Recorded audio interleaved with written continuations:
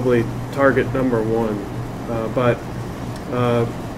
we'll be talking with our board at their upcoming meeting about their comfort level moving forward, knowing that years 1 through 3 are funded and that years 4 and 5 are yet to be solidified.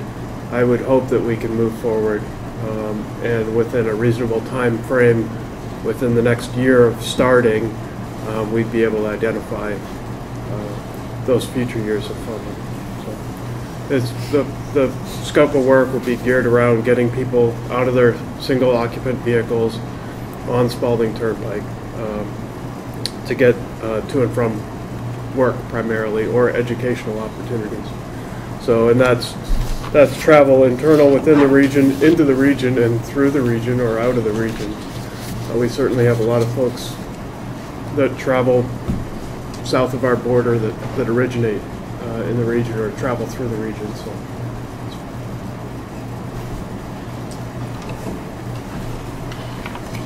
Are there any other project updates from the group? Hearing none. For other business, Pimentel is having a water conference. There's a handout over there on the table. Yeah. I don't know what he's calling it, but it's a conference with a bunch of, we have a number of speakers coming by. I think there's AICP credits also. It's a full day event. We're talking about water resources, and it's going to be held here. There's some really great speakers coming. I really encourage people to hang it up at your library or post office, let people know that this event's happening. It's going to be pretty interesting. And just talking about the kind of some of the stuff that's going on in the region, some of the issues that we're facing coming up, and it should be pretty interesting. So I just wanted to let people know about that. Yeah, I think actually Dave Sharples from the city of Somersworth is going to be presenting too on some, is it limited impact developments, I believe it was, or low impact development regulations. This one's here too. Not to mention it's a free lunch. Free lunch, yep. And it's it's a big issue, I think, in the Great Bay region here. I know Dover, Newmarket, all these towns right on, or towns and cities right on the Great Bay are facing some nitrogen issues with the wastewater, how to deal with that. And I think that some of this is going to be pretty pertinent to those discussions. So, yeah, the list of presenters is on the back. It should be pretty interesting. I really encourage people to get in touch with Kyle if you want to find out more information. His email address, I'm sure, is on this handout here. So that's all I had for other business. Yeah. First, I would like to thank you for chairing the meeting. You did a great job. I apologize. I was a little slow at first. No, you did great. And I have a question as a follow-up. We must have something in our bylaws that if the chair or vice chair are not present, who the next in succession would be, so that the burden is not on the staff? Usually in a case like that, if I could, the committee or people present somebody makes a motion to nominate someone to chair that's usually what happens with it's like we do on a sidewalk. Yeah. Yeah, for future meeting, we'll do that. Well, I'll check into it. I'll definitely check into the bylaws and see what we have in there. Maybe that's something we just need to state in the bylaws, so it's a little bit easier. I could also learn to be a little bit better at chairing a meeting. I think it would be helpful. So we have 3 things. Yeah. The rail hearing. Oh yes, I'm sorry. On the New Hampshire DOT website, find this information.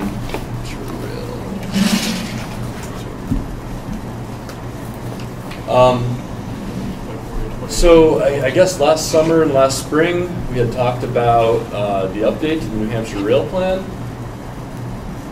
Because of uncertainty with reauthorization, it's the understanding I had, this whole project was kind of pushed out for a little bit. It was supposed to start again on January 2nd, but got pushed out even a little bit further. The first public meeting to review the rail plan and the most local meeting is this one here. It's February 29th, it's a Friday, 6 to 8 in Portsmouth.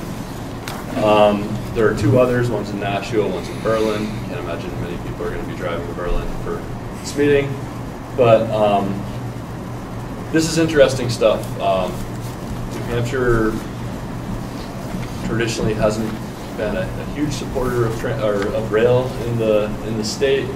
We don't contribute to the Downeaster, which is I think Amtrak's most or busiest service in the country, or one of the top services in the country. And there are a number of studies going on either now or shortly about the Capital Corridor and some of these other rail projects. We have a pretty successful rail system here on the Seacoast. It's a pretty important thing for commuters in the Seacoast, and I recommend that people go down and hear about what's happening in the rail plan. I don't know exactly what's in there. I've been to a few of the technical advisory committee meetings, but thus far there's been about a 2-page summary of what's going on in the rail plan. The rail plan hadn't been updated for 10 years, maybe more.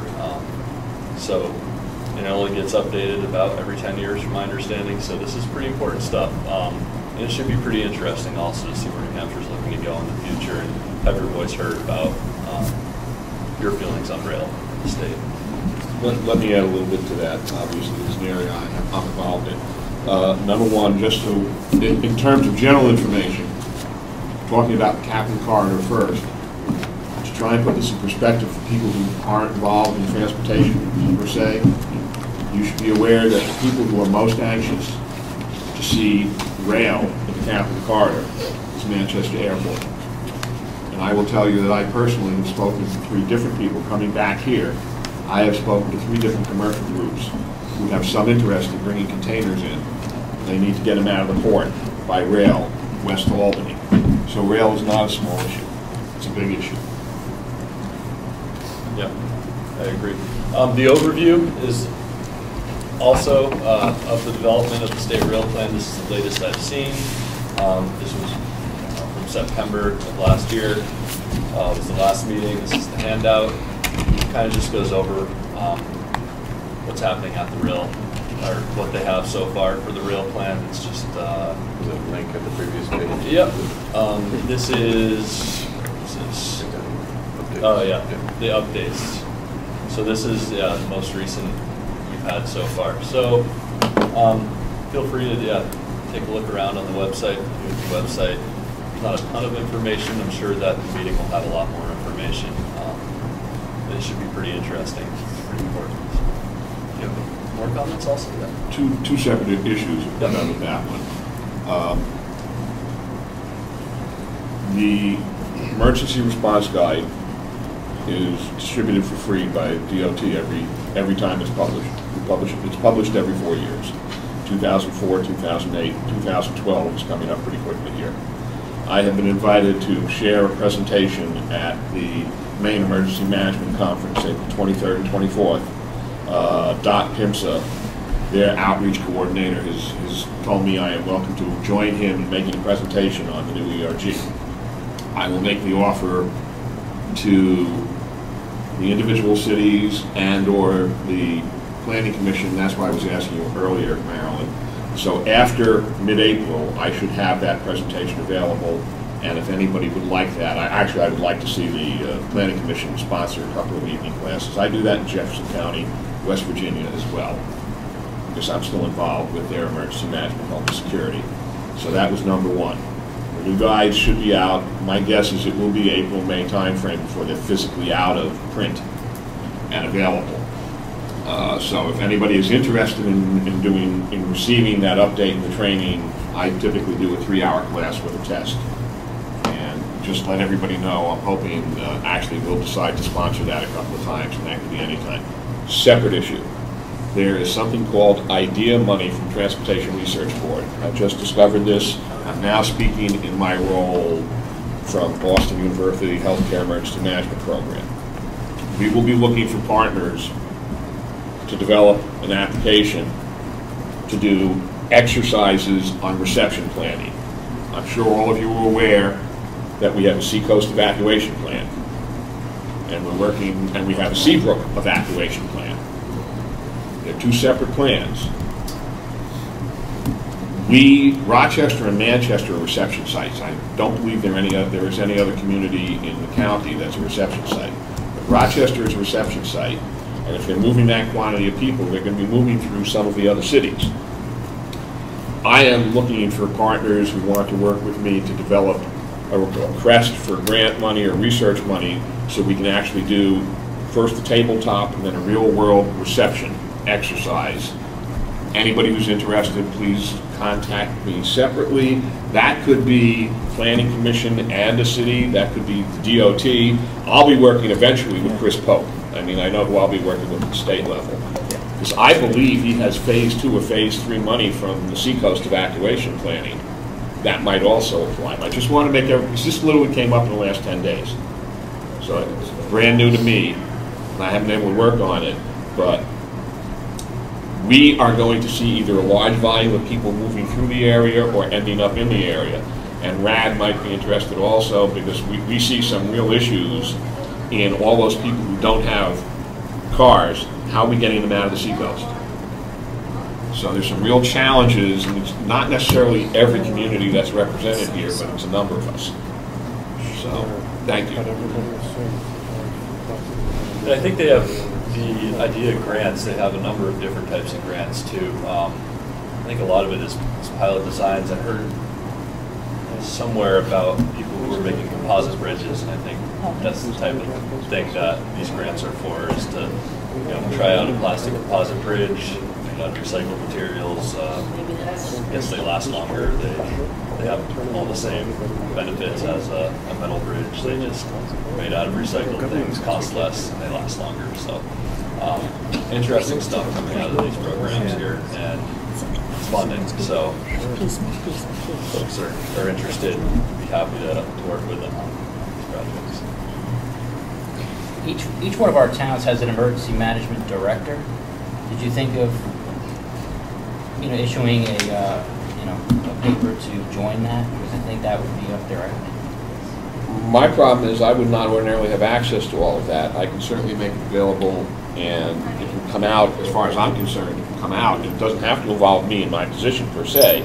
Yes, I mean, obviously in Rochester I work with Norm and the others fairly closely, but that's unique. To be honest, it would be easier for me to go to York County EMA and work with them than to work here in this state, the way we're structured. Send the information to Kyle. I know he works on a lot of local hazard mitigation plans. I'm sure you could come up with some contacts for some of the other communities.